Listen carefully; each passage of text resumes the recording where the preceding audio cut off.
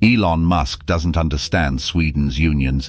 If he did, he'd work with them. Elon Musk, the notoriously anti-union CEO of the electric car giant Tesla, finds himself on the ropes in his dispute with Swedish workers. After more than 2 months of strikes, the first against Tesla anywhere in the world, 10 Swedish unions have so far launched industrial action against the company, and the pressure is growing. The issue at the core of the original dispute concerns Tesla and the Swedish industrial union If Metall, which sought a collective agreement to provide better wages and benefits for mechanics in Tesla's repair shops. The union's members in Sweden have been on strike since 27 October. Tesla was already under pressure to unionize in the US and in Germany, where it has a large proportion of its almost 130,000 employees. So far, Musk has managed to bat away their complaints. Tesla was unaffected, for example, by a 6-week American automotive strike last year because workers in the US, like those in the UK, have few legal protections if they strike against employers that refuse to recognize unions. But nowhere in the world is the pressure stronger than in Sweden, which has been a trade union stronghold for more than 100 years. Unions in Norway, Denmark and Finland have now joined their Swedish counterparts.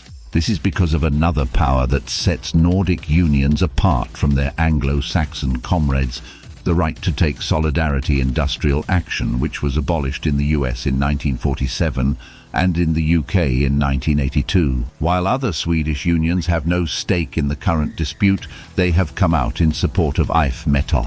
So, for instance, the Electrical Workers Union is blocking maintenance and repairs to Tesla's repair shops and 213 charging stations throughout the country. The Postal Workers Union has stopped mail deliveries to all Tesla offices, including license plates for new vehicles. The Transportation Union will stop waste disposal for Tesla repair shops and has blocked the unloading of new Tesla cars in Sweden's approximately 50 ports. And the Building Maintenance Union is blocking all cleaning in Tesla's repair shops and offices. The unions acting in solidarity consider it especially important not to allow a big corporation to evade one of the pillars of the Nordic labor market model: collective agreements between employers and unions. If they look the other way with Tesla, the unions reason other employers may follow suit.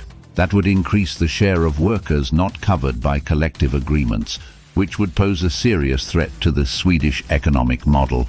Almost 90% of the workforce in Sweden is currently covered by collective bargaining. This rate of coverage is crucial because the Swedish model of worker protection rests far more on collective agreements than on legislation. Both unions and employers are content with the status quo. It allows unions to bargain for better wages and working conditions, and employers can adapt regulations flexibly to their sectors and businesses, even at the firm level, in a manner that nationally applicable legislation might not allow. However, this system will become unsustainable if employers begin opting out.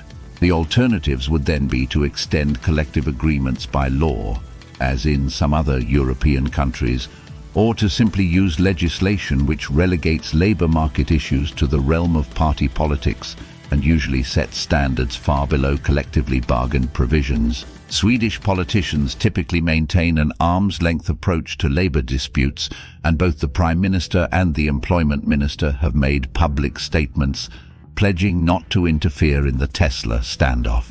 A Tesla lobbyist's reported request for a meeting with the latter was said to have been declined by the ministry. Another unorthodox measure has been similarly unsuccessful, namely Tesla's lawsuits against the Postal Service, PostNord and the Swedish Transport Agency over their decisions to respect the postal union's blockade of deliveries of license plates for new Teslas. The blockade has been partially upheld by the Swedish courts in preliminary decisions. Not only are political and legal avenues now problematic, public sentiment has also turned against Tesla. According to a recent poll, almost 6 out of 10 Swedes support the strike and only 2 out of 10 are against it. More than half say that Tesla's brand has been harmed by the dispute. Meanwhile, pressure is also growing in the financial markets. A large Danish pension fund has decided to sell its Tesla holdings, and 16 Nordic institutional investors, including pension funds and insurance companies, have signed a joint letter urging Tesla to sign a collective agreement with If Metall. Elon Musk seems to neither care about nor even understand the Swedish model. But he also made a less noted remark. I don't know, maybe we'll be unionized.